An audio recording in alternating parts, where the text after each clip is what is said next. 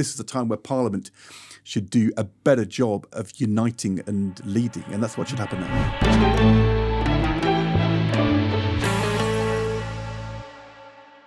Sir Chris Bryan. That some of the members who are shouting the loudest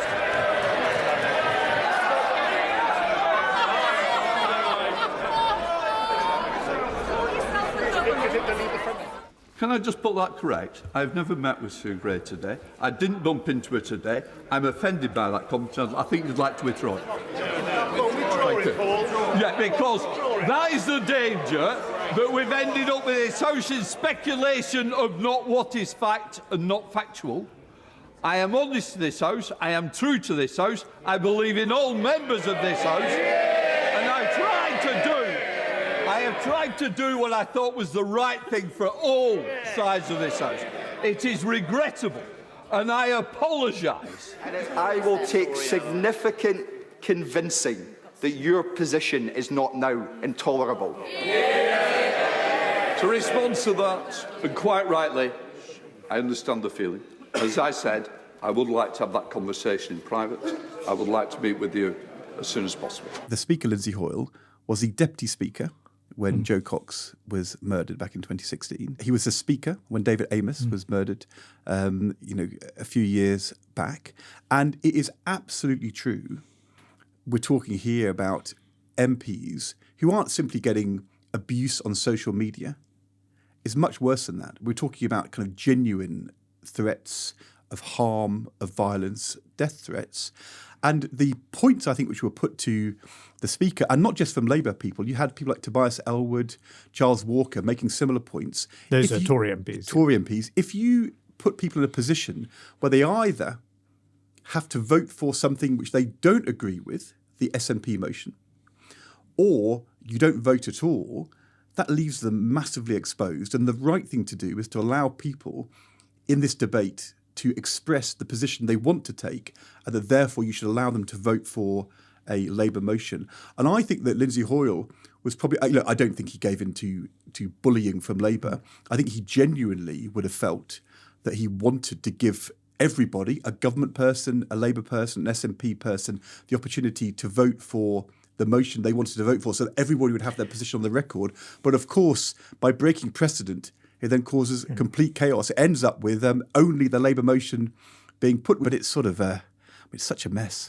But obviously, if you're going to break parliamentary convention, you shouldn't do it on the eve of a key vote where Labour's divided and there's lots of pressure on the Labour leader. And if you're particularly somebody who you should probably get agreement from both main parties, and so this was definitely not the moment to break the convention. And to some degree, actually, Lindsay Hoyle is hoisted by his own petard. But so when he replaced John Bercow, part of his sort of manifesto, because there are other candidates to be Speaker and they have to persuade their fellow MPs to vote for them, was that if I ever depart from convention, then the clerk of the House of Commons can put a letter forward that all the MPs can see and shows where I've gone wrong or where I've disagreed with the clerk. This was a response to sort of Brexiteer feeling that John Bercow was regularly breaking conventions at key moments in that sort of... And so, that also happened yesterday. The clerk of the House of Commons said Lindsay Hoyle got it wrong. So, he said he was breaking with convention, but he said that there could be an argument for it. Yes. Now, what about Lindsay Hoyle's argument that MPs are facing, essentially he was saying death threats or threats to the security of themselves and their families? Given that 2 MPs have been murdered in recent years, and Mike Freer, the Conservative MP for Finchley, he's announced he's standing down because of threats to his life and because of, and he has to wear a stab vest when he goes to constituency meetings. I mean, there's an argument here that, Lindsay Hoyle is reflecting a real situation that MPs are facing in their personal lives and in their constituencies. But you get a counter argument, which is we shouldn't be giving in to this kind of intimidation. My good friend Danny Finkelstein writes a column in the Times. He says Lindsay Hoyle's making completely the wrong argument. You shouldn't be changing procedure or helping MPs deal with that kind of violence out there in the country. You should be confronting the violence and confronting the extremism. So, it's an interesting... I'm not sure I totally agree with Danny. I think, you have to take for real, these threats. But how real are the threats? Because some people think it's all a bit overdone. I think the threats, as far as I understand it, are very real. And this is not sort of social media abuse. It's much worse than that.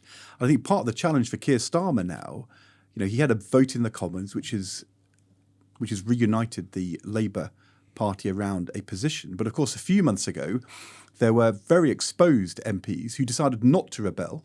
People like Rishanar Ali in East London, Shabana Mahmood in Birmingham, Wes Streeting in East London as well. And because they voted with the Labour position and didn't vote with the rebels, they have had big problems. And I think it's not just words. It's worse than that. I'm not saying with those three individuals, but generally there's been lots of nasty stuff going on.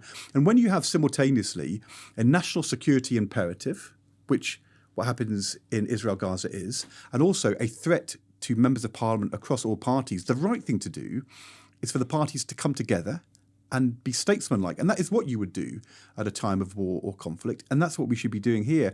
And I think the reality is, look, I think Labour got behind the curve and has made a mess of it. But the idea that we're having a row now about party political games and manoeuvring yesterday, which is what the SNP were up to, and I think is what the Conservatives are up to as well. I mean, that is unbecoming. That is non-statesmanlike.